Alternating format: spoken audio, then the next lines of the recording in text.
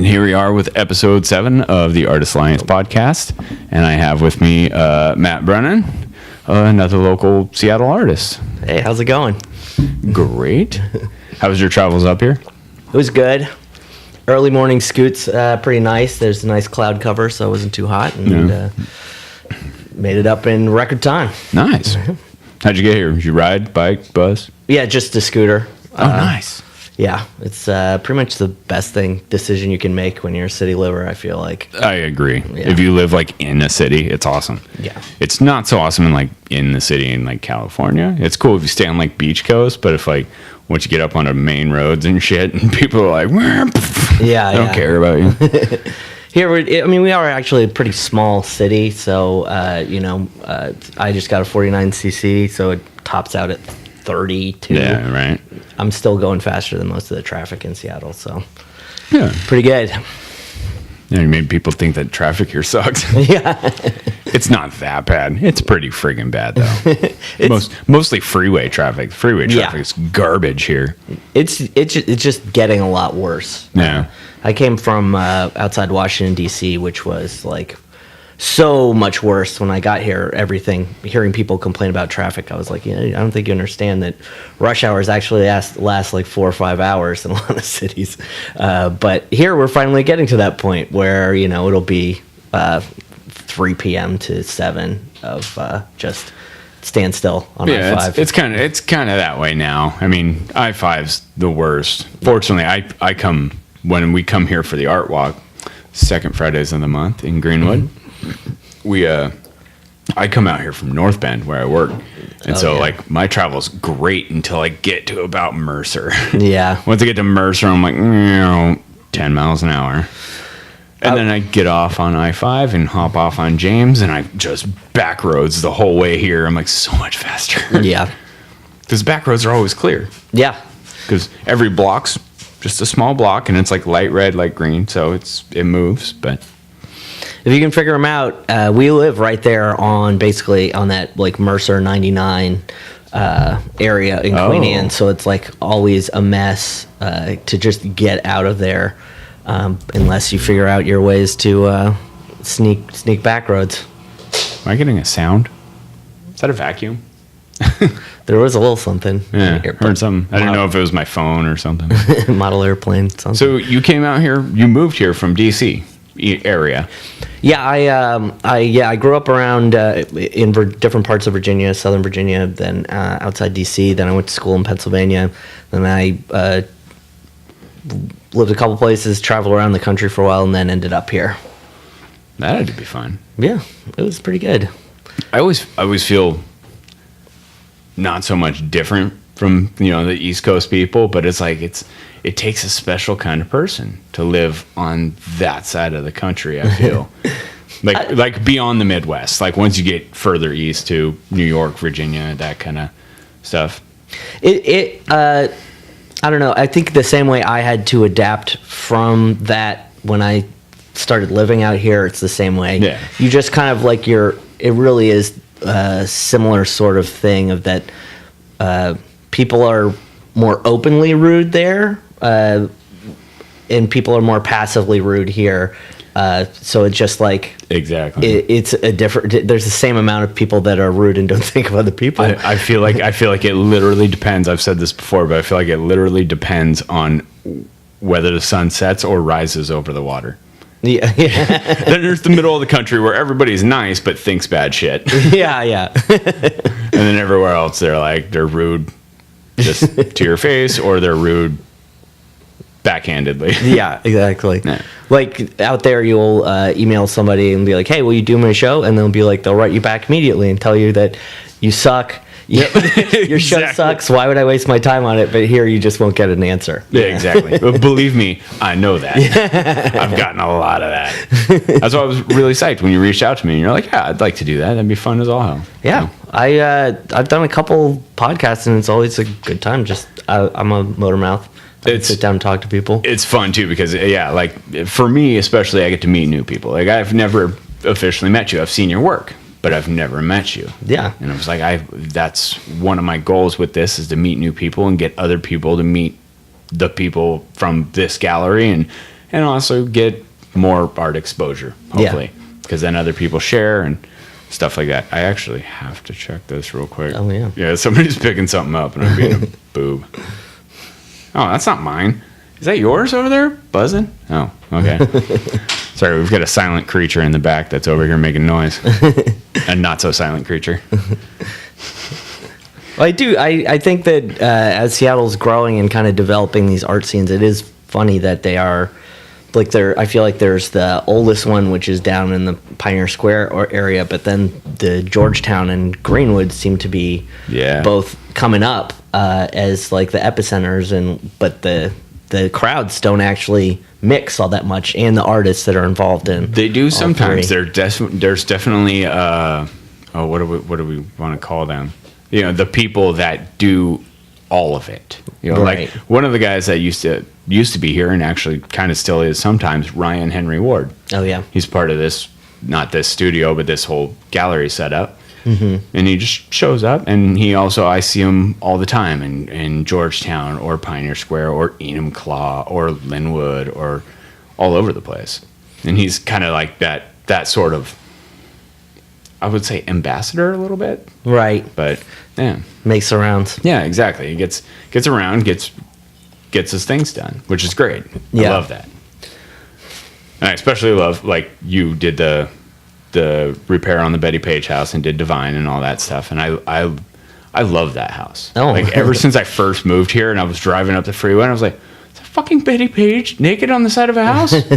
Fuck yeah, I'm staying here.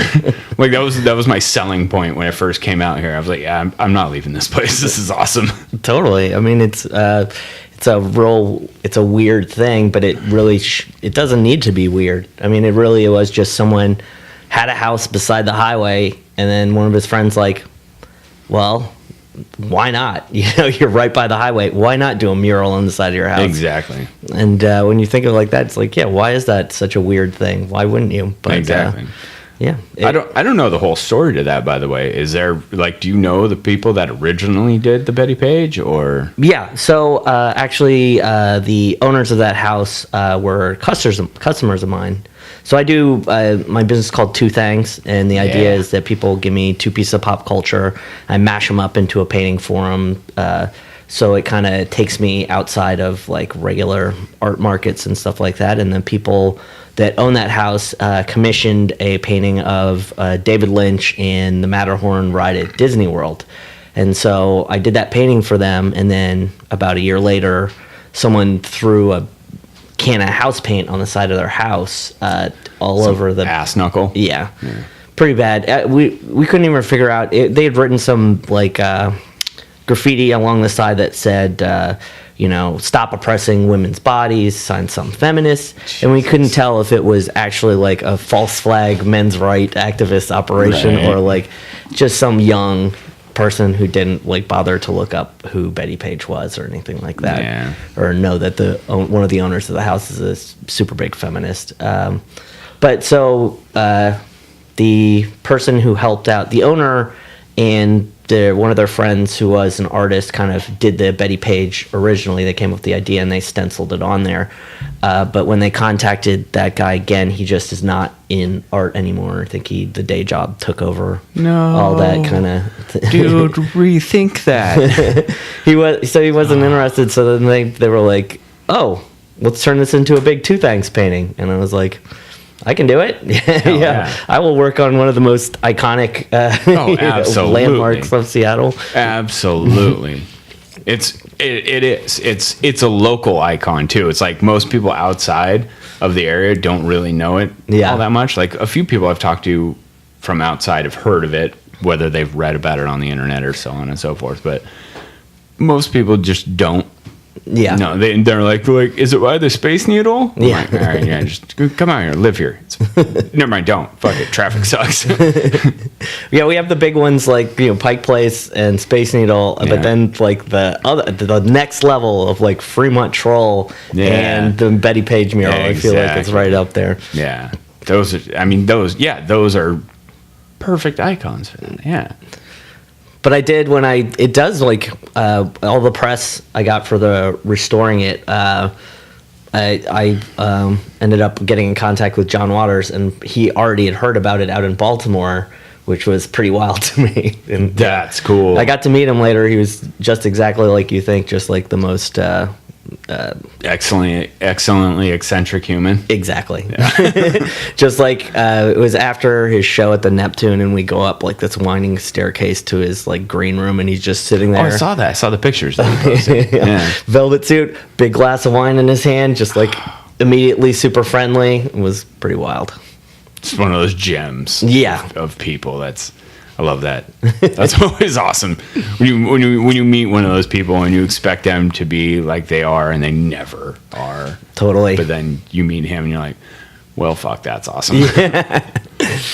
Yeah. I mean, he just got finished talking for 2 hours, and then he's like just as personable and chatty as anything. I would be like, get the fuck out of my dressing room, Right. I'm tired. And he wanted to talk to you about the whole house thing? Yeah. He just kind of, I think, wanted to meet me, and the homeowners went up there, Chris Burgos and Jessica Baxter, and we went up to the top, and he just, I think he told us that Divine would have absolutely loved it. Yeah. So, and he just, I think, wanted to say hi and kind of hear a little bit about the story, and yeah.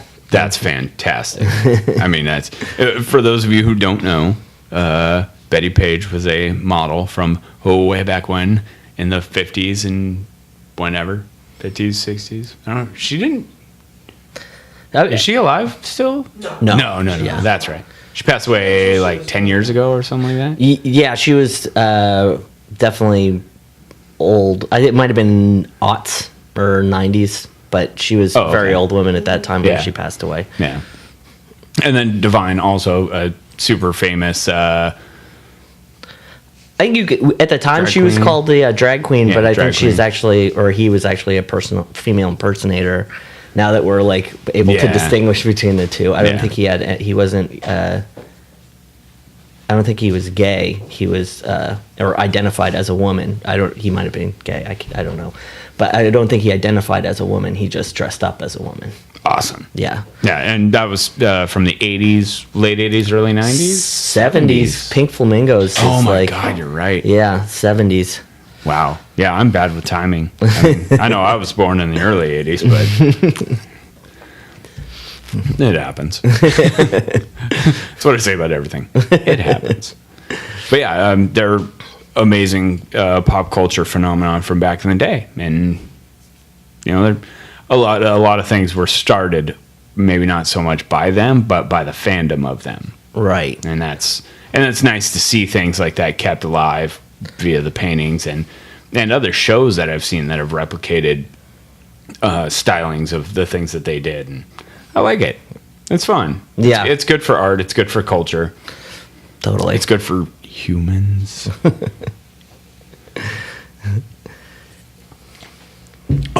So the two things thing. Yeah. So I've been doing that about 2 years now. A little bit more full time, and it's been pretty great because it's never gotten boring. People keep coming up with different combinations that push it in very different directions. So it keeps me very. And you just let other people dictate what they want as the two things, and then you find a way for them to meld together. Yeah. So basically, like, people come to me, they give me whatever their two things are, and we go through like a sketching process. We talk about what they want, and it's very kind of collaborative with whoever is the person that comes to me, and then we end up with a painting that they like at the end. That's super fun. And do you replicate those paintings at all as prints or on shirts? And Yeah, that's my main deals. source of income. Yeah. But like I want to keep the costs of the commission paintings very low and affordable. Like most of the people that buy from me, it's their first original art purchase. Oh, that's nice. Yeah, and that's why I do a lot of street fairs and just people on the street and people at music festivals and stuff like that, because I want to get it outside of people who already are interested in purchasing art and get to everybody else who seems very intimidated. Plant their seed. Yeah. Just be like, here, you should check this out. It's inexpensive. You'll love it. And then they love it. And then they're like, I have to have more art on my walls. I have to stop buying art at fucking Ross. Exactly. I want to put Ross's art department out of business. But yeah, I mean, they're not nothing, but I keep it low and flat fee so that absolutely. And I get them an agreement up front that says I'm going to be reselling these images as coffee mug, as T-shirt, but mostly I do prints on my website and stuff like that. Well, that's nice too, because I mean, some people also. That's why we do a lot of prints here. I can't afford original pieces of art. Yeah. I mean, we can trade sometimes, which works. But yeah, I mean, a lot of original pieces. I look around, I see stuff in this studio and the galleries that are $120 for an original piece or $5,000. Yeah, it's like it's definitely it fluctuates, and it's if I can, I would love to. But I have print money. I don't have original money. Yeah. Well, I mean, the reason I feel like that is that way is because there is just this super big discrepancy between the business models of that guy who's selling it for $5,000 may only sell one piece every 6 months. So he's got to make sure that covers. But then the other people that got this based on pumping out a lot of art and trying to sell it quickly for cheap prices, Yeah. Everybody's got their own way to get around, but none of us are really rolling in it. I like the people that judge the price of their piece by how big it is and how much time it took them to put into it. That's good. I like to see that, because then I'm like, okay, that was an artist that thought about this. It wasn't just their base model of I have to do this or I have to do this. It could be this big. But, I put 200 hours into it. Right. It's an insanely detailed piece. It's super cool, versus a piece that's this big that you put 4 hours into. Right. And they could cost the same amount. Yeah, and I mean, you also got to distinguish between, this big and the physical act took, 4 hours to make, but then maybe it really, did 500 of them to get to this point. Exactly. You got to put all that time in, the time that you just sit there looking at the blank canvas. Yeah. How many canvases have you kicked holes in?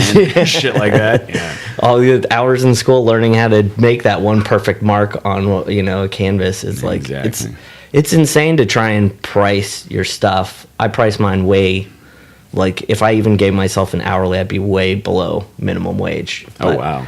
But I mean, at the same point, I know that as I keep reselling these images, some of them are more popular than others, but then they help offset the other ones. So that's kind of how I try to make it work, is more of instead of just getting one person really pony up all the money for you, it's kind of spreading out among everybody who likes Tintin and the Beastie Boys or whatever. Yeah. Tintin and the Beastie Boys. Nice. Yeah. I would assume these days you get a lot of Star Wars requests too. Surprisingly, I did one. I did a Hodor and Yoda, but that's just one of my example paintings that goes around. But then the only other one I've gotten was Star Wars and pizza. But I was kind of shocked. I figured Star Wars would be a big one. Yeah, right? Yeah. But there are people I don't think for whatever reason. I want one that's porn star and lightsaber. Yeah, that would be. That's a little inappropriate. I surprisingly also have not gotten any inappropriate ones yet. I was kind of expecting I want a pin-up style, a pin-up name a celebrity who doesn't do pin-ups. Kind of like a Burt Reynolds on the fur. Thing, there you go. Because those are pretty sweet paintings when you come in someone's house and they have a very sexualized Darth Vader, or something like that. You're just wow. I want the Black Panther fist with Donald Trump's wig on it. It's not inappropriate, but if it went all the way through Donald Trump and had his hair. Yeah. You walk into that house, you know exactly what you're dealing with. Yeah. You're like, oh, okay. shit. Okay. Yeah, people also ask me a lot, like, oh, I bet you get a lot of Donald Trump orders, but nobody wants to look at his stupid face very much. So, No, absolutely. I did get one. It's fun to see him in a meme, though. You scroll down, you're like, cool, that was a fun 8 seconds. Yeah. Next. Totally. You have no interest in seeing that douchebag on your wall. I did get one from it was actually another artist, and so he took two things in a different way, where he just wanted his two things were a red tie and an American flag, but the flag was like, he wanted the red of the tie to kind of be bleeding. I did that, and then like we made the like stripes of the flag into like kind of, they look like jail bars and stuff like that. So it was more like a very like traditional pop art, kind of more like a Jasper Johns kind of thing or something. Oh, crap. Do you mind if I pause for just 1 second? Nope, go ahead. And we're good. We're going. I'll put the splash screen in there during the break. Yeah, there you go. I do that with every break. I'm like, the intro and outro screen, I'll just put it there. It's good, because then nobody sees people getting up and picking their nose or whatever. Whatever people do. Drinking beer and chatting. Yeah, right? Exactly. So that shirt, how much is it? It is $15. Yeah, I'm selling the Touchpad in the Park shirts. I want that shirt so bad. Bill, I want that shirt. That's an awesome one. Look, I just want to wear it and walk around the park by myself, giving people devious stares. It's a funny one. It's actually an MMA fighter said it. He was talking about his opponent. It was Nate Diaz. Okay. And it was when he was fighting Conor McGregor, I think the first time. And he's like, I'm out here training with real people. You're over there playing touch button in the park with some dork with a ponytail. I was just like, touch button in the park. Got to do it. Oh, shit. Oh, how do you feel about that? The boxing match coming out. Oh, it's I before that I had booked a record release show for my band that's on the exact same night, and even as a huge Conor McGregor fan, I'm secretly glad that I don't have to give any money to Floyd Mayweather, and then B, I don't have to see what it's going to be a terribly boring Floyd Mayweather runs around avoiding punches for 12 rounds. This is true. Yeah. I've though, after watching a lot of McGregor fights, I see that lunge punch that he gets in. I'm like, if he hits him with one, he's it'll bigger. He's got power, it'll but definitely jar Mayweather out of us. Oh fuck! I can't just dodge. Yeah, this guy's fucking fast and has reach. Yeah. I mean, he's got a puncher's chance, but I mean, odds are that's what Floyd does again. And it's true. Oscar De La Hoya, also a bigger guy with a bigger reach, and he was able to just, 12 rounds of avoiding punches. He's really good at what he does. It's true, and he doesn't commit necessarily to like power countering or anything like that. It's what a lot of people say is he is hands down the best defensive boxer in the history of boxing. Oh yeah. And it's true. Yeah. And it's weird because he's like the most offensive boyfriend. He is not a good guy No. In any sense. And it's too bad because I think he's made a lot of money for himself, but I feel like he's done a lot of damage to boxing because of that. It's 100% true. Like the whole boxing curve has literally just dropped off. And with like what's bringing it back now is somebody who's not even a boxer. Right. It's ridiculous. Well, it's very much because Floyd Mayweather, he cherry picks opponents and he fights they're technically very amazing, but they're also pretty boring to watch. They're not exciting fights. And so they get people to shell out so much money for these things, and then they'll be like, not going to do that again. I feel like after his 20th win, it's like that's where all of his money came from was, I bet you people will pay a lot of money to watch somebody whoop my ass. But I'm just going to dance. Yeah. I'm just going to not let him hit me. And then we got McGregor who's like, I'm just going to fucking scare you into a corner. And then even if you hit me hard enough to fucking make me dizzy. Fuck it, I'm gonna kick you in the dick. Yeah, I mean, McGregor is uber talented, but it's boxing. It's not. It is. If they had done, I mean, of course, if they do boxing, Floyd is probably going to win. If they do MMA, McGregor is probably going to win. McGregor could hold him down and fuck him, and there's nothing he could do about it. I mean, it would look exactly like the last time a good boxer. It would be James Toney, Randy Couture. Yep. Like half a round of no competition, just a complete destruction. Yeah. That's why it would have been interesting if they did kickboxing, because then that at least is a little bit of both. It wouldn't even have been a contest then, though. Yeah. It would have been, those tiny legs, those are getting broken round one. Yeah. Yeah. Yeah. But yeah, no, it's that's the only thing that they could possibly agree on was just straight boxing. But I do wish that they did just straight boxing with MMA gloves. Yeah. Because that's the problem with Mayweather is he never really gets hit, and the few times he's been hit, you've seen it fuck up his whole game. Right. And it's like, and from there on, he's just like on his P's and Q's. But like, it's just gonna take like 2 or 3. Yep. From McGregor. So 2 or 3 good hits would sink a battleship. Like. It would be. I mean, I'm a huge Conor fan, so I would be very excited. But at the same point, I'm like, this is a kind of a cash and an understandable cash grab. He's gonna make more this fight than ever. I like the stipulations in the contract too. It's if he does any MMA moves at all. Yeah. Like if he reaches hands around him and grabs hands with himself, he gets no money. If he even swings a kick that doesn't connect, gets no money. Wow. Yeah. I'm like, Jesus. If he puts an elbow into him, no money. Like, damn, $100 million on the line for an accidental elbow. Right. Yeah, right. Jesus. Or a thumb in the eye. It's like, shit. Yeah, and it's like telling someone who's trained their whole life to do something like, now, don't. Yeah. Like how limiting that, like, I hope he does something bizarre, like a backhand punch, like a bitch slap. Something that he would never expect to be like, all right, I'm waiting for this. His arm's over here. He's not going to come back. And then, boom, he comes back. Yeah. Just backhand punches him. Not technically MMA. Yeah, exactly. That's Superman boxing. punch. It's just obscure as shit. Yeah. But yeah, so I'm actually I'm kind of glad that I won't be tempted to plop down a lot of money and give it to Floyd because I would rather. Yeah, I'm definitely not gonna. I'm not gonna be able to watch. I know I'm not. Like I'm gonna have my kids and we've got other stuff going on, so it's gonna be it's gonna be a rough day for me.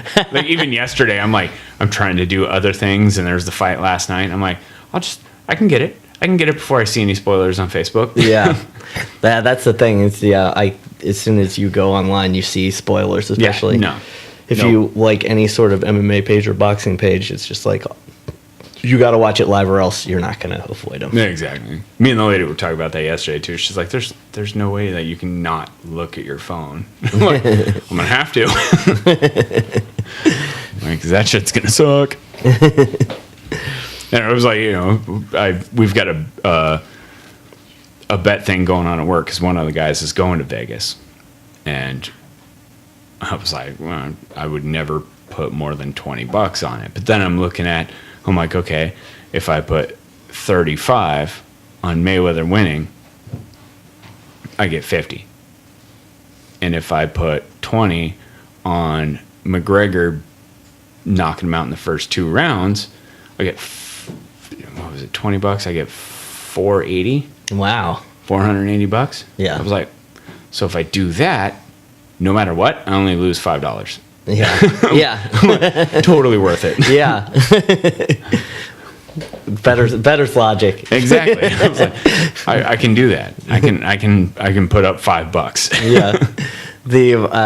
When we went to Vegas, we went for UFC 200 actually, and we were there, and we totally got into all the prop bets and the parlays and stuff, and Yeah. it does fool your mind into thinking like, Yeah, I never oh, parlay. man, if all these hit, my $10 turns into 4,000. Well, Yeah. that's because the odds of all those hitting are pretty big. Exactly. Yeah. But you put it in your head, and you're like, well, why not? It's just $20, and I have a chance to like make a ton of money. Exactly.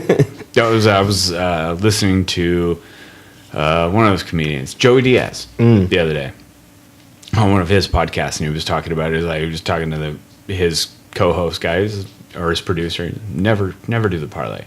He's like, all you do is you wait for him to show up at the weigh-ins, and then you trust your gut.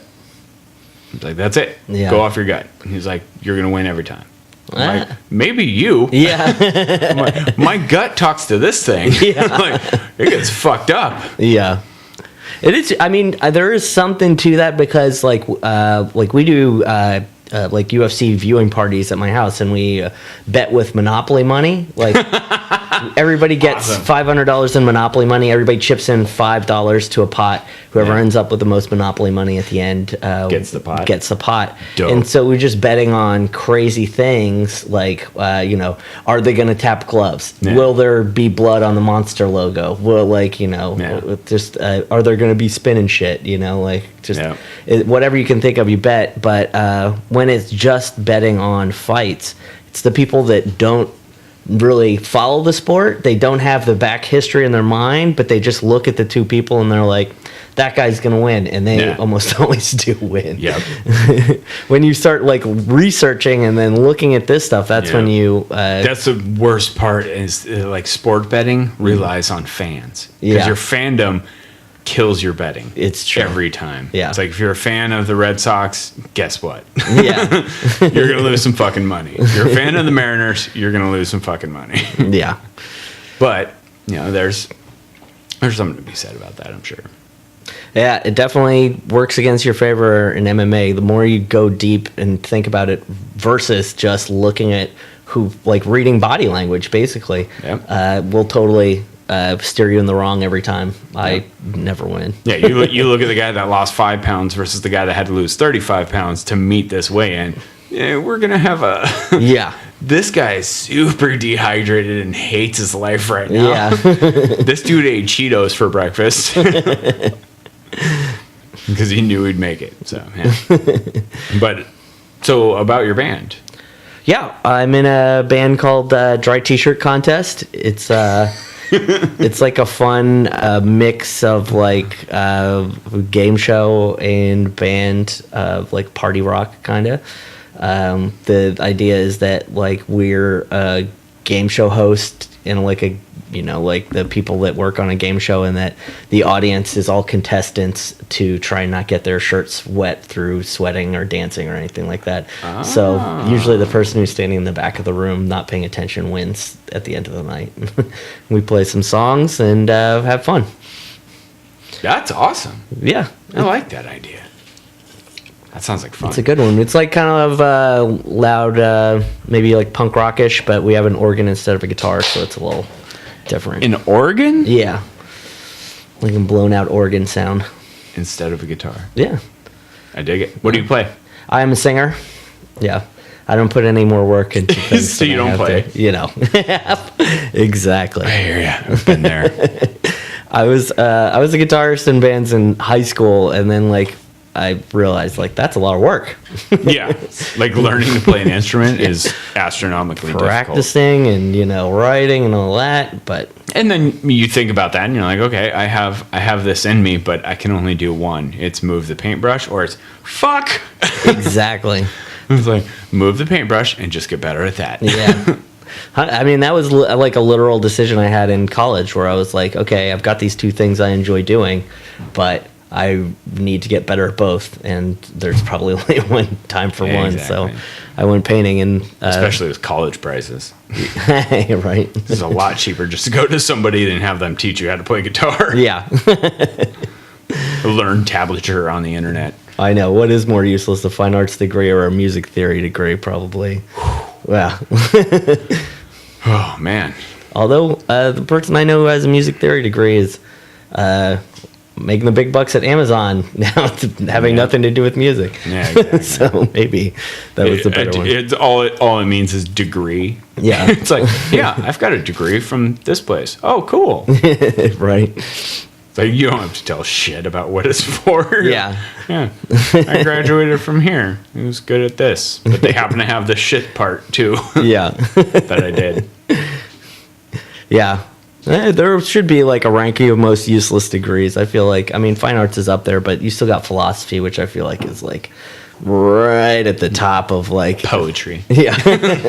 It's Poetry degree. great thing to learn, but how actual usefulness after you spend all that money on it and you're trying to recoup it.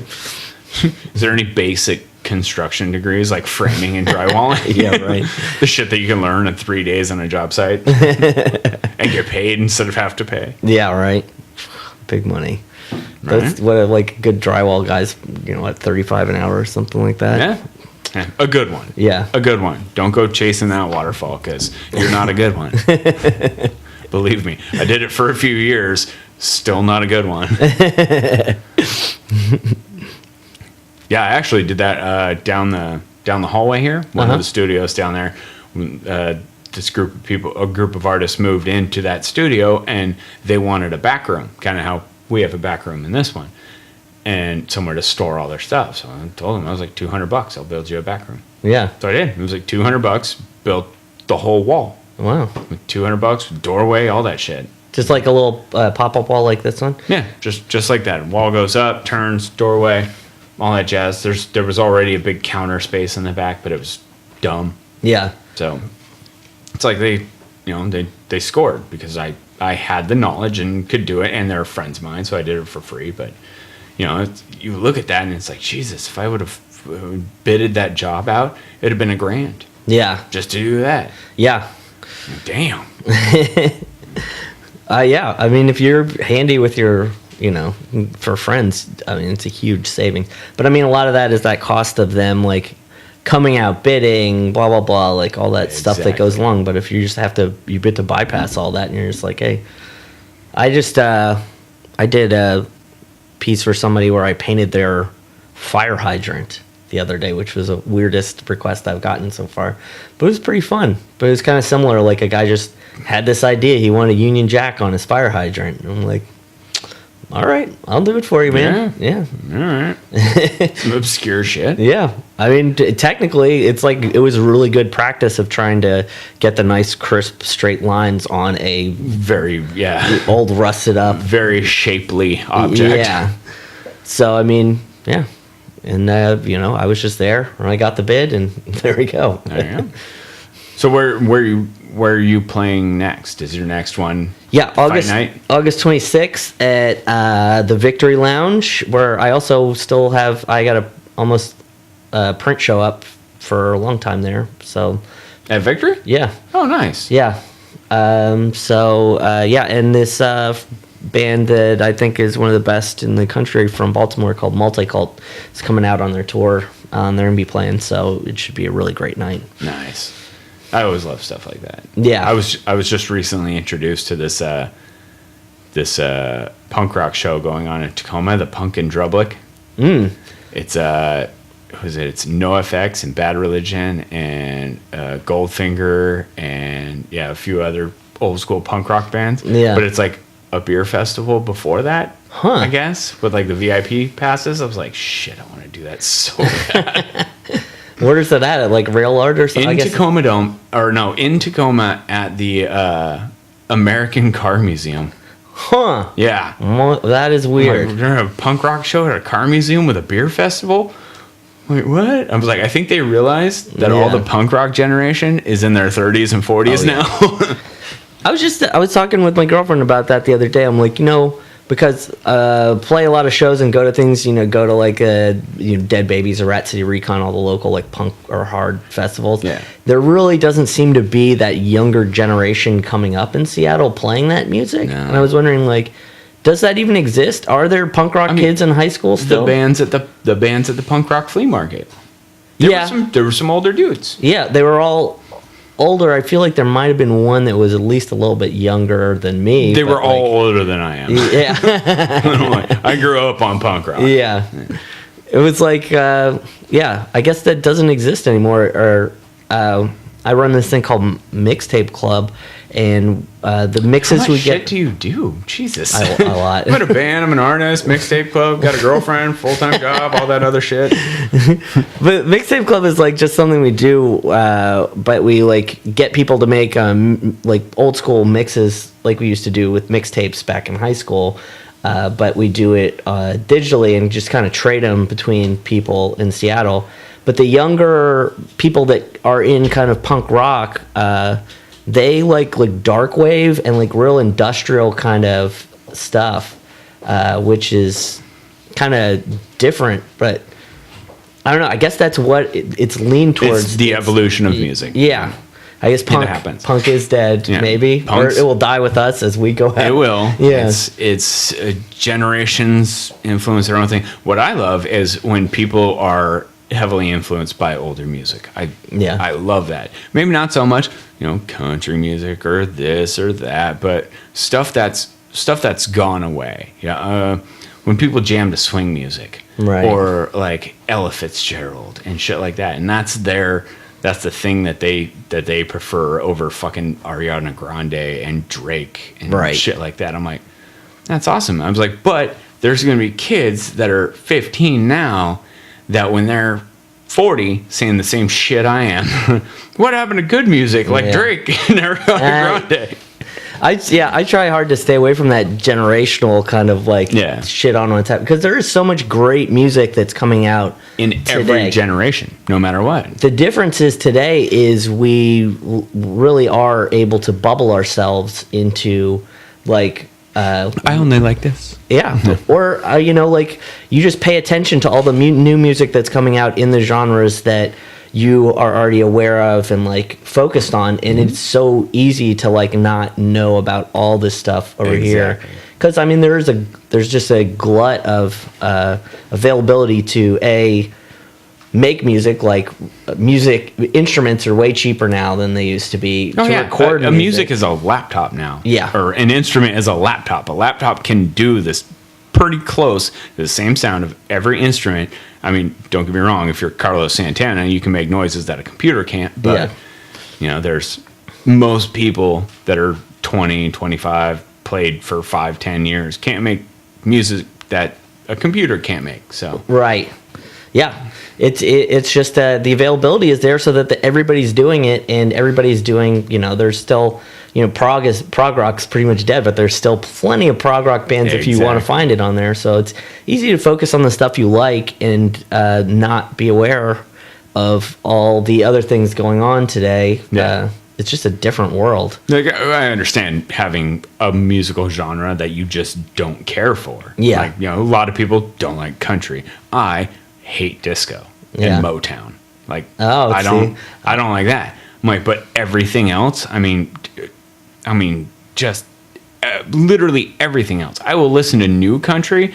I'm not a big fan of most new country. Mm-hmm. I like that rough, dirty country or old country cash or punk rock or fucking, everything. I'll throw on Metallica and then have Alexandra Stan play next. Yeah. I'm like... There's nothing. My playlist is just extremely not even obscure, but it jumps around. Yeah. It's good. It's good to like have that variety in there, because it does get really boring listening to the same kinds of sounds over and over again. Exactly. Yeah. So what do you think as a major band that we have now that's even fairly reminiscent of punk rock? Well, actually, there's a band in town called Bad Futures that I saw recently that are doing punk rock, but it's a very new. So they play like the simple riffs of punk rock with the energy, but they're really detailed. Like they play the same thing 5 different ways. Nice. And they are really fantastic. Sachet are a great punk rock band in town. They're like more of a fun punk rock. They're like on that queer punk with like I didn't hang out with you more. Gloss or yeah. they like super fun, energetic, really funny lyrics, great musicianship. Like there's some good stuff going on in Seattle musically. That's good. Yeah. I like that because I mean I've had this discussion with many people that are like, oh, I miss old punk rock. Like, then they bring back bands from my early 20s, late teens that weren't really punk rock, but they were definitely heavily inspired by punk rock, such as Blink-182 or Fall Out Boy and shit like that. I'm like, there was a point where I'm sure they were. Like, in a garage, they were punk rock. Right. As soon as you give them a microphone and a stage, well, like they were pop rock. My generation of punk rock, I feel like, just never had that availability to even sell out. So it was like, exactly. Like Minor Threat, Black Flag, Minutemen, like they didn't really have the ability to sell out because by the time they broke up, like there still was no money in punk rock. Exactly. There was no excuse to like go be more polished. And kind of alienate the original things that made you different. When I was a kid, I was out there in Bremerton. Yeah. And I was like, and at that time, MXPX was just everywhere in Bremerton. And it's like every bar had an MXPX logo up, like they were playing MXPX. I was like, fuck yeah, loved it. Yeah. Loved MXPX. But then, that's some of the shit that got me spawned into other versions of punk rock. And I was like, oh, that's my jam. And even now, to this day, I can be listening to every music I like, and then it's like I switch over to punk rock, and I don't skip that track. Yeah. I'm like, no, that one's staying on. I'm like, I get Generator on there. I'm like, fuck yeah. When you get your jam, man, whatever that song is. Exactly. Whereas walking around in your cowboy boots with your fucking 10-gallon hat on, talking to pigs and shit, do that. Whatever. Why not? If you got the pigs, why not talk to them? Oh my god, that sounds like something that a cowboy and a frat boy could say. That's horrible. I'm sorry, guys. That was rough. So you're playing dodgeball today? Yeah. I kind of took it easy for a while, but I used to be very into the dodgeball scene in Seattle. When you messaged me that, I thought it said kickball for a reason. I was like, okay, because there's like kickball teams. I'm like, is there fucking dodgeball teams? It was just like starting up when I moved here, so like I picked it up actually not too far from here at Loyal Heights Community Center, which Monday nights, if you're ever Dodge curious, like just drop in for free, and you split into two teams, and it's a full court of basketball. Whoops. And you just play up to each side's free throw line, so it's a lot of running, it's a lot of throwing. It's pretty fun. But this one tonight, is there an age restriction? No, all ages. All ages. So I mean, children, I can pelt them. Yes, there really isn't any. Occasionally one, and usually people kind of take it easy on the kids. Not so much for the old men. Though. Not me. I would take that kid's knees out. That's easy picking. I'm a predator. That's easy prey. I tell you what, if that kid is surviving on the court, he's gonna probably not that kind of predator. Yeah. Jesus. I was like, after I said it, I was like, child predator. No, fuck, don't say that. Chris Hansen's going to walk in here, man. Right? So let's talk about your activities. Yeah. But yeah, it's super fun. The talent level in Seattle's gotten crazy now that there are people like really at a national level that are coming out of Seattle playing dodgeball. National level dodgeball. Yeah. Fuck. I played in the. What have I been doing? I played in the national championships maybe 5 or 6 years ago in Vegas. But I know a team that just went down to the West Coast Finals in San Diego this weekend. Where was this shit when I was younger and had the ambition for that? I'm like, there's national championships for video games now and fucking dodgeball. I'm like, fuck, some kids grew up right. Well, those video game people make a ton of money, not even off Twitch. Yeah. Millions. Sponsorships, it's crazy. Yeah. Yeah. I know people that, or I don't know them, I've heard of people and know who they are on the internet who make money without a Twitch just playing and beating people. Really? That's it. They make a stable living to play video games and just go on and decimate people. Who pays them? Because they're so good. Did somebody pay them to up their stats on their account? I think somebody finds the people with the top stats early on in the game system, and they go, all right, we need you to decimate. And that'll keep all these other players struggling harder to get to the end so that we have more time to build more game. Wow. I don't know if that's the system. I don't know how it works. There's a lot of... That is wild. I know. I was like, there is money to be made in fucking everything now. It's ridiculous. I mean, the Twitch thing I did not get for a long... I still can't picture myself ever sitting down and watching someone who's not my friend play a video game and then paying them money to do so. But over time, I'm like, okay, people act extra entertaining while they're doing it. Something maybe like if this had been 50 years ago, David Letterman, I would watch him play a video game and listen to him talk, something like that. Maybe it's taking over that kind of dead space that talk shows used to take up. But just paying someone to be good at video games, that's kind of crazy. I just wonder who is that person with that much money that's just like... Right. I think it's like Microsoft or I think it's the people that are running these or even Blizzard, the people that develop these video games that they're getting so much money and they're like, okay, if we can recruit some people to just nerf these noobs and keep them low so it takes them forever to get to the top, then by the time we have more level played, that gives these people that are at the top something new to do for money.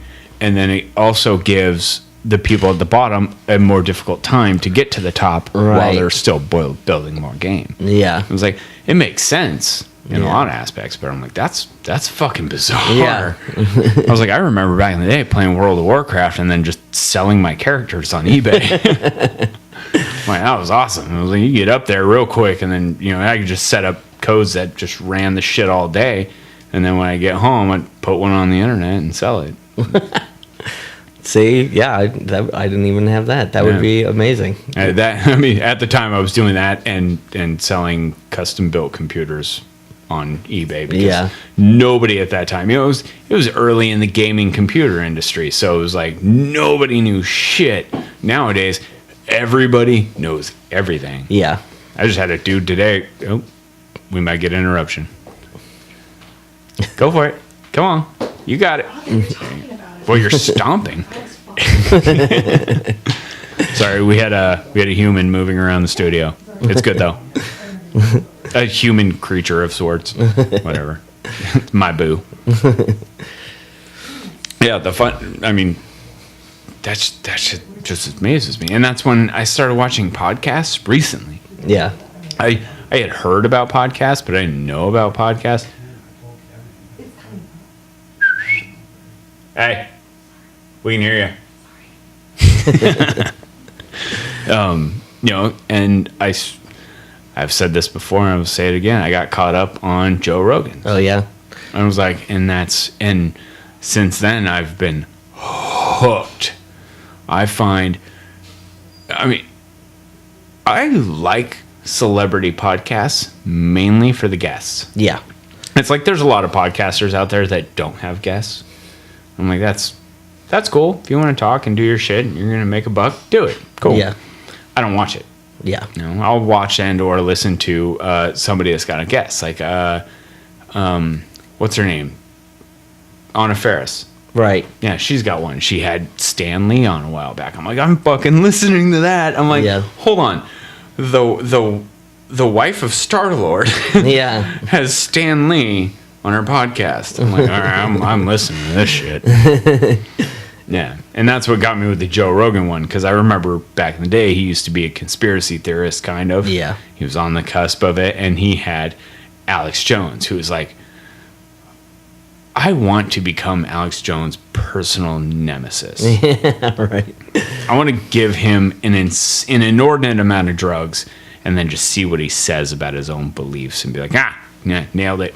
You full of shit, you prick.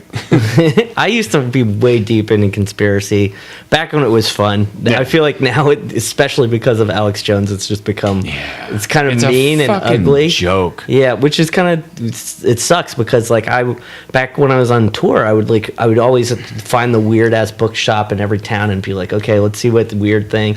Like I found one that was like this guy had written like 15 books that were all published, and they were about how, the tale of Gilgamesh, I think, was telling us about this 13th planet that was on an elliptical orbit that was like the opposite of all the rest of the planets, and every once in a while it came through and smashed.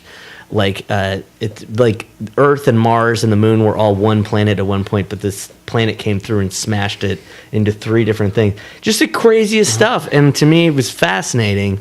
But then now, like, conspiracies have moved on to just like Pizzagate or something like that, something like ugly that's going to make people actually act on. I can get some stuff. things like Pizzagate, the whole thing, like conspiracy with some sort of backing to it, like there's government leaks and shit like that. But it's like then there's just obscure shit, especially with Alex Jones, interdimensional child molester.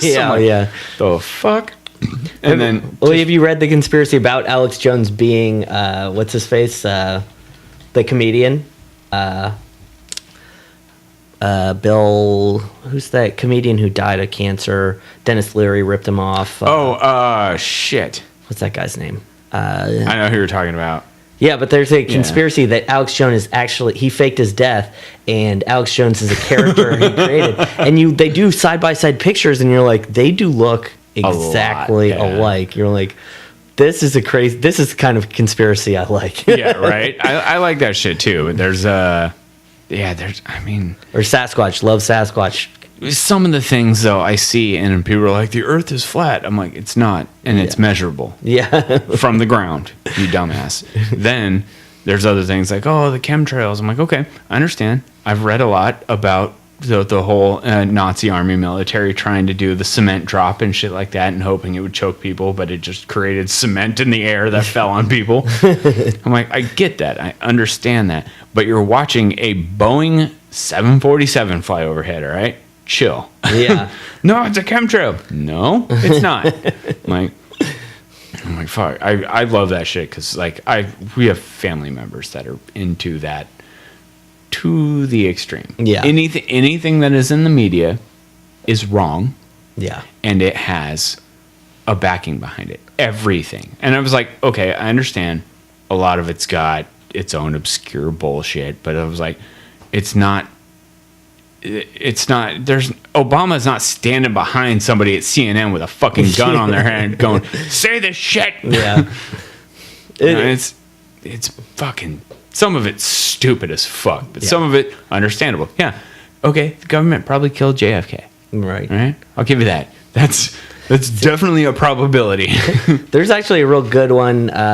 It actually couldn't get released in the U.S. It was a UK documentary on JFK, but it was about it was really just focused on the Cubans and they did it, but the reason that the U.S. government covered it up is because they knew if it looks bad to the U.S., if they show that a foreign agent actually killed a sitting U.S. president. But it tied this guy. We would just bomb it and turn it into a fucking new Monsanto farm.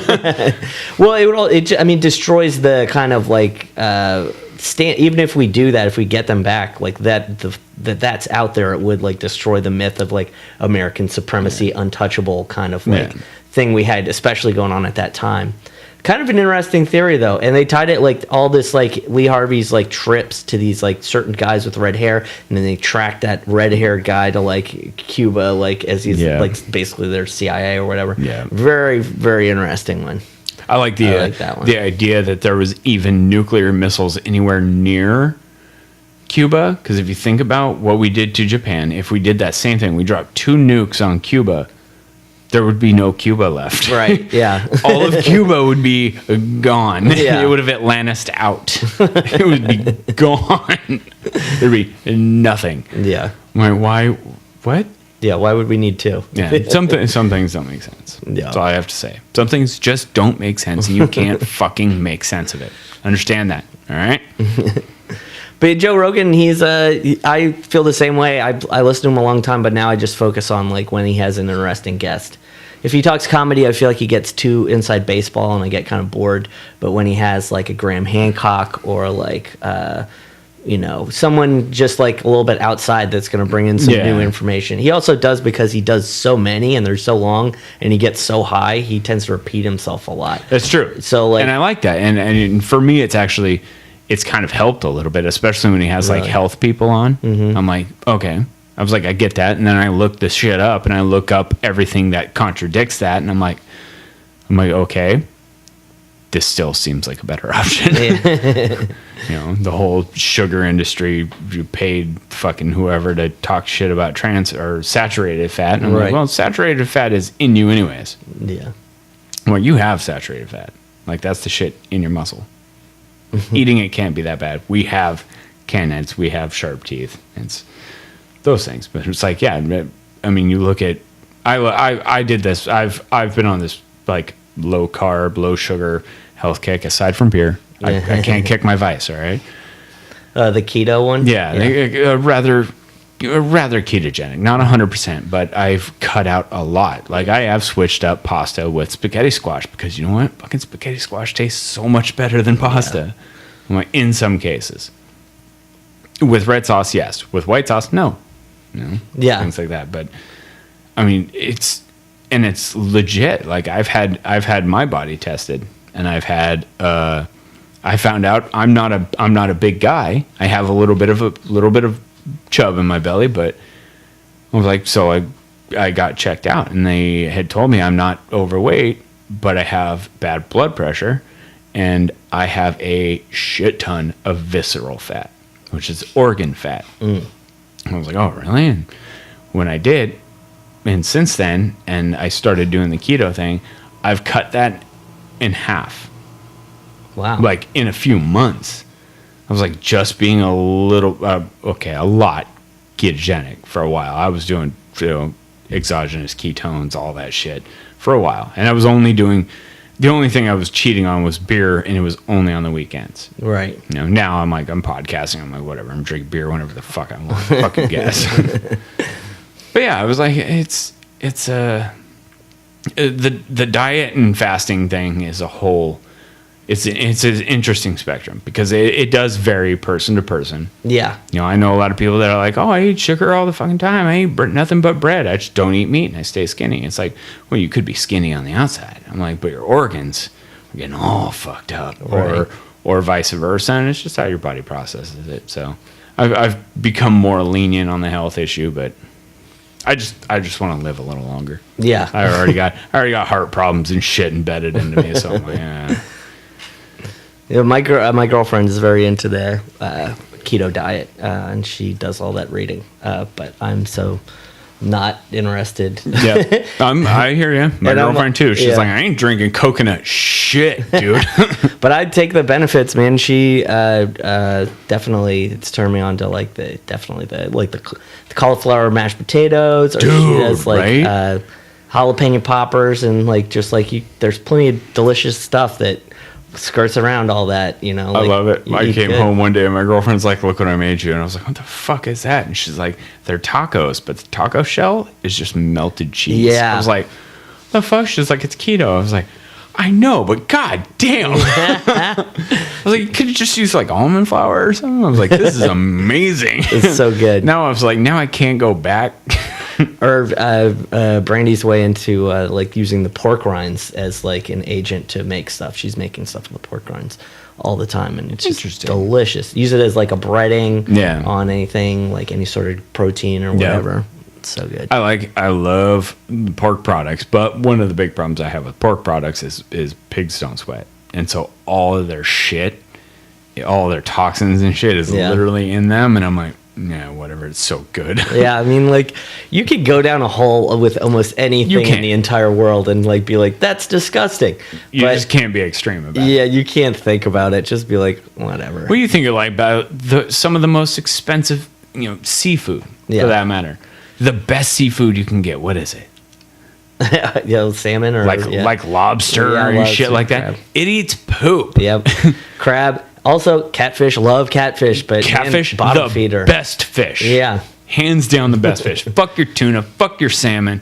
Catfish is where it's at. So and it good. eats poop. That's all it eats. It eats poop and crap that you find on the ground. That's literally it. You want to go fishing for catfish? Put dog turds on a hook and drop it in the water. You'll get a catfish. Old school. Not even a joke. Rather than noodling, just use some shit. Fuck yeah. Yeah, you want to go noodle and finger your butt first. You'll catch one real quick. That was a little odd, but a little off topic. But that's good. You know? Yeah. I like that. That's the whole purpose of this is bring to light people more than their art. Because I hope people look you up. I hope people that you know watch or that know you watch this and then get to learn about other people and we get to cross-reference all this good shit. Hey, we all live in this town and we're all trying to do the same stuff, you know? We're Exactly. all just making art and we're all in this world. John Waters, if you're watching this, that'd be dope. If we got a message from John Waters, like somebody said my name. Let's do this. If I were contacted by John Waters and he told me I had too much facial hair, I would literally do his mustache. I would. I've had this shit for like 10 years now. No, 8 years, 7, something like that. Yeah. Since my kid was close to 2. But oh my god, that's only 5 years. But I was like, I would lose it. Well, I mean, there's nobody Just else is rocking that pencil stash anymore. It's amazing. Yeah, it is a good look, but it is a lot of upkeep, which I don't think I could handle. That it is. Yeah. I was that kid in high school with the fucking Tom Selleck mustache. This thing thick as fuck always. Since like birth I had a mustache. And then it formed into a goatee right around 20, and then right around 30 I kind of got beard hair a little bit. I'm like, let's just keep growing out. And so for the past 4 years I'm just like, grow it out and trim it, grow it out and trim it, just keep it thick. Yeah. But I know if I shave it again I'm gonna get a goatee and 7 hairs. I know. That's the worst. I don't got at the sides, which I mean, I was always so jealous of the big chops, definitely a big Metallica fan, younger when James had the Lemmy chops to the stash. But I've never been able to do it. Just grow hair where you can and don't get rid of it because you may not get it back. Unless the hair where you do get it is extremely long and uncomfortable. Yeah, unless you can maybe think about it. Grow that ear hair down to help your beard out. Yeah, exactly. I do that. I get the mustache that blends into my nose that blends into my mustache. I'm like, it looks like they're one thing. I'm like, nope, you're going bye-bye. Fortunately, I don't have any ear hair or back hair. Well, how old are you? 34. Yeah, it's coming. I just got chest hair. I'm not even gonna lie. In the past 5 years, where the fuck? I have nipple rings? Yeah. Hair just keeps on coming.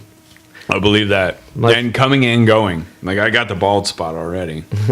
I got a friend, Emmett, who's a comedian, and he has a very good bit on his ear hair coming in and how he's got a huge wizard beard, but his ear hair is just he's really proud of how big it is. In fact, I was at a show where he called people in the audience if they wanted to come up and see how cool his ear hair was. They could come up and look at it. See, wax it and turn it into little horns and shit. I would not be surprised if he was on his way to that. That's kind of dope. Yeah, we have a girl in the studio who's jealous of mustaches. She's like, I would get mustache implant. She's like mustaches are dope as fuck. Yeah, and I was like, and she's young. This new generation, fucking awesome. I say new generation. I mean, technically, I'm on the cusp of the Gen X / millennial thing. Yeah, it's growing up in the punk rock scene. Everything was Gen X to me. I had this argument with someone the other day about what the generations were, so I looked it up, and what was it? Millennials, technically, it starts at 1980. There's this huge overlap. You go to 84 with Gen X, or 85 with Gen X, but then millennials also start in 1980. It was people that reached adulthood after the year 2000. I'm like, okay. I had a vehicle and was living at friends' houses at 2000. So I'm like, is that the thing? Because I was technically 18 in 2000 or 17 in 2000. I feel like technically I'm still not an adult, so I Right? mean, Exactly. I don't ever want to be an Motherfucker adult. plays dodgeball. Yeah, right. I play dodgeball and make Paints art. cross dressers Yeah. on houses instead of dicks on urinal stalls. I mean, honestly, it's such a vague thing. I just feel like It is. boomers are looking for more ways to blame millennials for stuff, so they're just like, let's open it up a little bit farther. Yeah. And I get millennial, but I'm like, what are they going to call my kids? You know? Oh yeah. You know, because I've got an 11-year-old and a 7-year-old. I'm like, okay, so are they going to be in different generations? Right. I feel like they are already. Just Do they have knowing them. one? They have one after millennial. I mean, there must, but do they have a name for it? I think it's Generation Tablet. Tablet. I heard Generation Y for a while, but I don't think that ever caught on. I think that got replaced with millennials. Yeah. Yeah. Yeah. Gen Y was dumb because they were gonna go like Gen X, Gen Y, Gen Z. Fuck, we're done. Yeah. Yeah. Don't start so deep in the alphabet. Yeah, right. Dummies. No, but Gen X. You know, when I was a kid, when I was 16 to 20, Gen X meant something. You know, Yeah. it was the punk rock time for me. I mean, I know for a fact because the Ramones and shit, punk rock went in way before me, Right. way before I was a teen. But I'm like, yeah, at that point, there was this whole just fuck the establishment anarchist movement. And I'm like, I'm all for that. I still am. Yeah. I'm like, I love the idea of anarchy. I do. I romanticize the shit out Yeah. of chaos. Or my son's middle name is Mayhem. like we went hard on that. I went by Trav Havoc for a while. Oh yeah. Yeah. Yeah. Back I in was the trying day. to start a band. I was like, yeah. Well, you got to have a good name if you're going to start a band. I Right? mean, that's I was like, that step works. one, especially punk rock. You got to have that. Exactly. Who was that I was watching on? It was on Joe Rogan's podcast. They had Eddie Bravo on, and he was talking about changing his name to sound more edgy. I'm like, what's edgier than Eddie Bravo, dude? Oh, I thought you meant he changed it to Eddie No, Bravo. like he wanted to change it after. I'm like, that's your fucking name. Yeah. That's dope. Yeah. You got a movie star name Exactly. like at birth. That is rad as fuck. I always wonder that, like, because there's like a definite movement. Like now, you gotta, instead of just naming your kid Mike or Chris or Matt, like Yep. a lot of us got. There's like you got to be original. You got to like give your kid a cool name, which I'm all for. I think that's rad. But at the same time, I'm like, man, you're giving these kids a lot of, like, if your name is, Saber. Like Apple. Yes, Saber King of the World. Then like he's got a lot to live. That is a lot of pressure. You Yeah, can't thanks a lot, Meta World Peace. I mean that one works really well if you're the lead singer for a popular band. But if Yeah. you're a cashier at fucking Wawa, then you're gonna be like, Exactly. It just looks bad. You're like, oh man, I really failed for this. And that's Good name. what me and my girlfriend were talking about. Because I was like, I was trying to come up with names, right? When she was pregnant with our son, and I was like, how about Ruben? Mm-hmm. She's like, what the fuck is wrong with you? I was like, she's like, that's like an old man name. Best part is when that kid came out, old man face, like a motherfucker got this disgruntled look on his face, like old man, like get off my sidewalk. That Yeah. look, yeah. I was like, God damn it! But I was like, it could have been Ruben Ulrich Malash. So his initials were Rum. I'm like, that'd be dope. That would be If he became an artist, he can sign shit. Rum. hell yeah. But I was like, we named him Turner Mayhem, and I was like, so his first name's Turner. Yeah. His first name's a fucking last name, and now I see it everywhere. Really? Yeah, I see. Also, we have direct.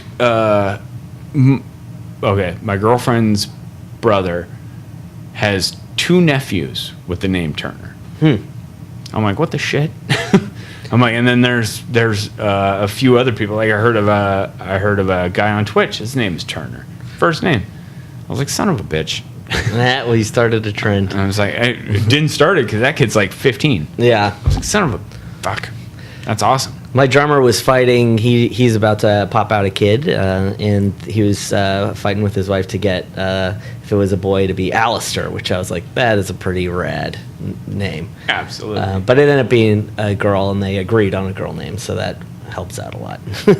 What's wrong with Alistair as a girl name? That's a dope ass. Allie, for sure. Yeah, they went with Maxine, which is a good name too. Yeah. Max. That's what I like. Who was it? Jamie Foxx. Oh, He illegally changed his name to Jamie Foxx to what was get it more before? to get more parts in movies. Huh. Yeah, because it's an ambiguous name. Yeah. Yeah, Interesting. it's a genderly ambiguous name, so he would get more roles that way as Jamie Foxx. And I was like, that's weird, because not only that, but even doing stand-up. Like, he was doing stand-up early on. I think that's actually what it was. It might not have been movies. It might have been stand-up. Like, people would get the list of names, and they'd be like, all right, Jamie, let's put a girl in here. Guess what? It's Jamie fucking Foxx. Yeah. I was like, and they're not going to bitch and be like, we're looking for oh, shit. Yeah. Right? Yeah. So I'm like, it was a genius move on his part. I don't know what his real name was. I heard it, but I don't remember what it was, what his birth name was. But yeah, it was like, you can't go wrong with Jamie Foxx. That's a badass name, just in general, for woman or man. Yeah. Well, it's a weird thing that you changing your name, or I have a friend who went by one name in high school and then later just decided he didn't like that, so he went by a different. Neither are his given name, but he used to be Chuck and now he's Chaz. But like, that's such a weird. It was a weird thing to transition with, because it does change somebody's identity, basically, when you have to start. You've called someone this for 10 years and now they're just like, nope, you gotta change it. That's a different name. When I was in junior high, I did that. I went by Alan for an entire school year, and I was like, because we moved to a new school area, and they're like, your name's Travis, blah blah blah, and I was like, can you call me Alan? And they said yes, and everybody went with Alan, and I liked it, and it was great, because that's my middle name. I was like, I went by that. Got into high school, and I'm sitting there through class, my very first class, and this other kid who was new to the school district, his name was Tyler Allen.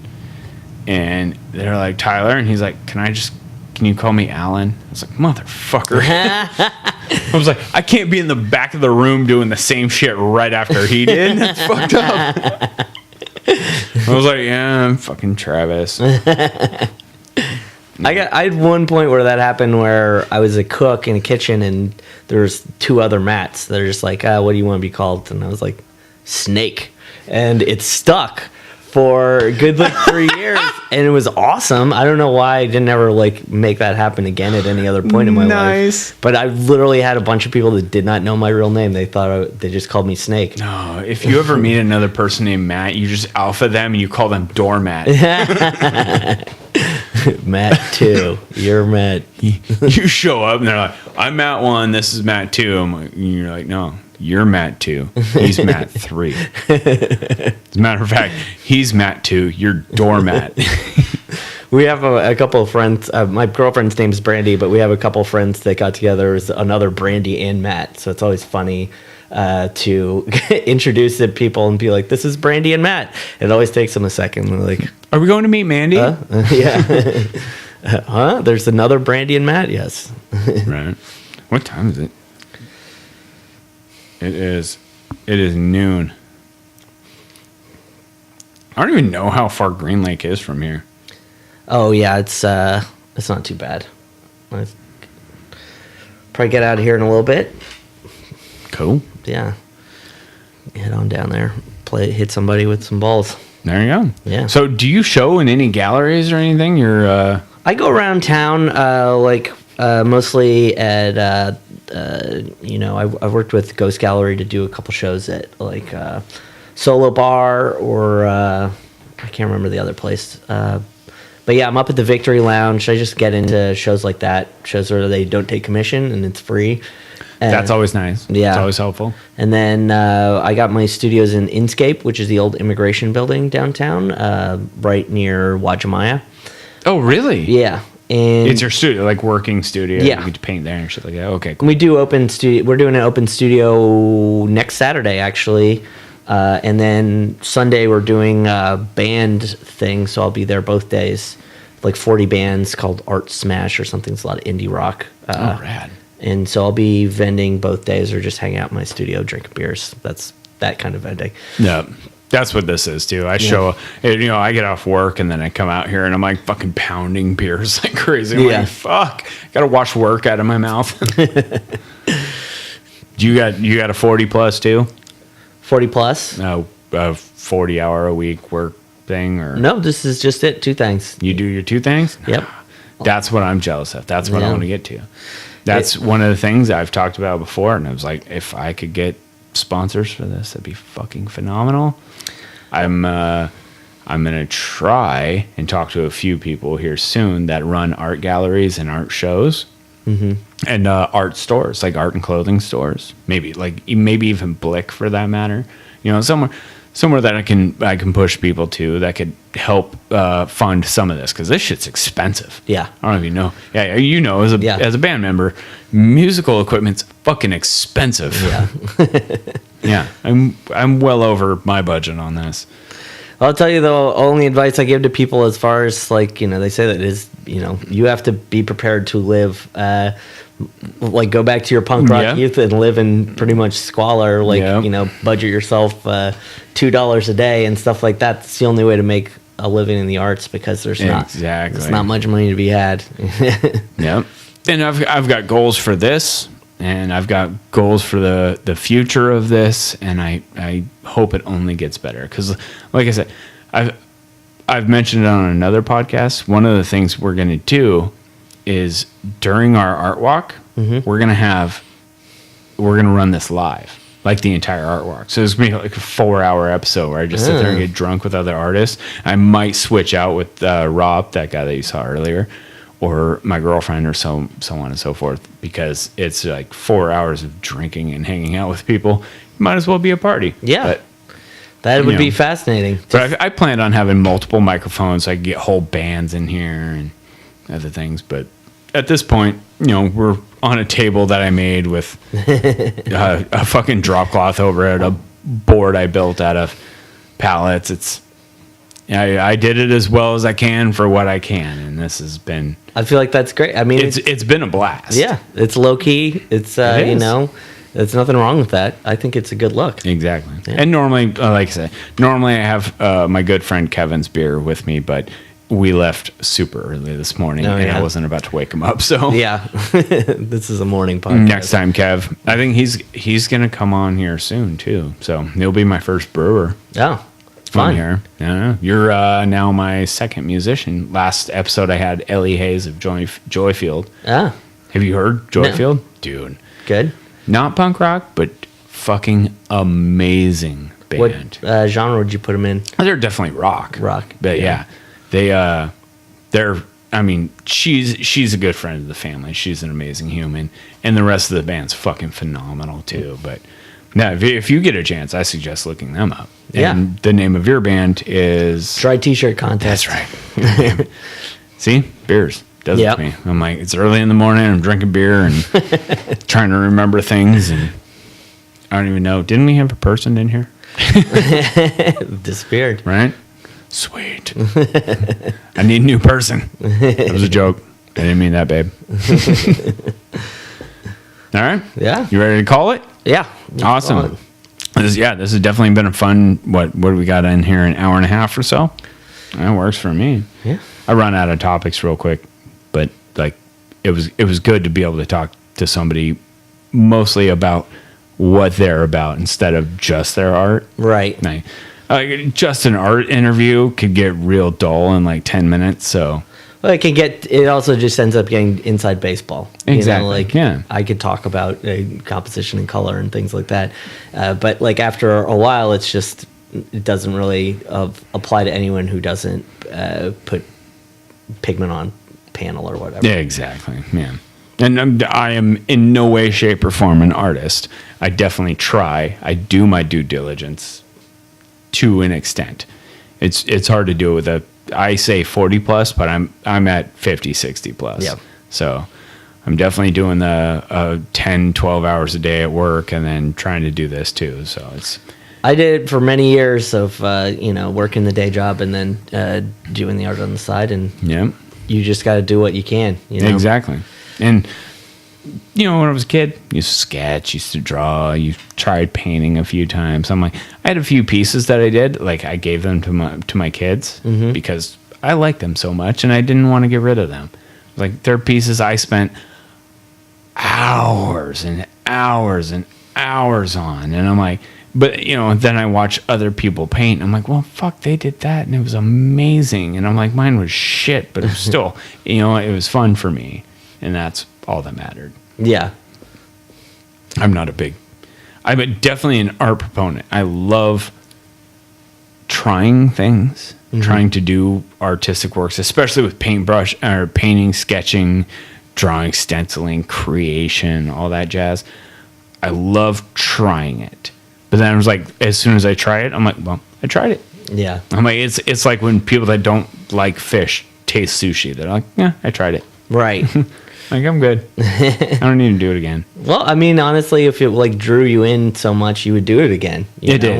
It drew me into this studio, which was nice because it brought me into a space that I can. It cost me a little bit, but I put stuff up on a wall, and I'm like, if you like it, do it. Yeah. I've carved pipes, I've done wood paintings, I did these weird lightsaber things, and it's all fun. But if somebody wants to buy it, more power to them. Yeah. Well, that was the big transition for me. Was for the longest time where I was doing the job and the art was I was just making paintings for myself, pretty much. I was doing that, and when I decided to try to do art full time, I had to figure out I want to make things that, because I just had a ton of paintings that I really liked, and people would come in and tell me they liked, but they sat in my studio. Whereas this, I was just I want to make paintings that people actually want, and not only want, but are very excited for. Exactly. And this is the best feeling in the world, because as I'm making it, I already know it's going on the person's wall. That's incredible. It's such a different side of art than what I was doing before, which is making the thing and then trying to sell somebody on it. Yeah. This way I don't have to do any of that salesmanship. I just make the thing, make it look as good as I can, and then give it to the person who's already really stoked about it. That's one of the best parts about commission pieces is every single commission piece I see somebody do for somebody, the person that's buying it, they explain what they want, and then it fucking ends up exactly what they wanted because they like that artist. They like the idea of what that artist does, and then they try.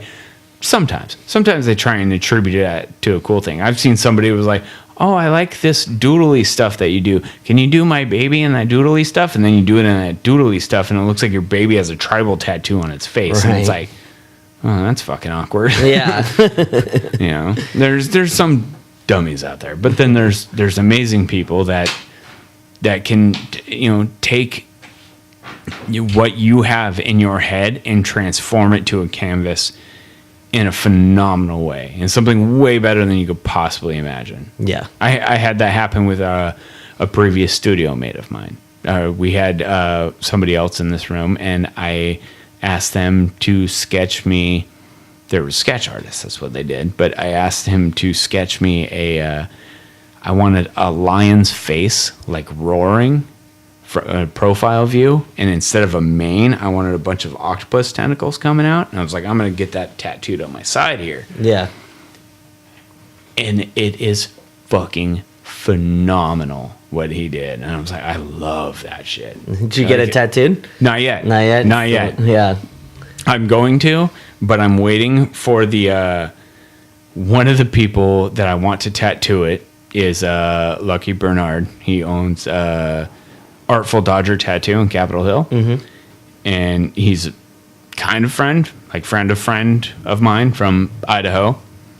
And I will show you this piece. It is fucking stellar what he came up with. Come on, let's get it.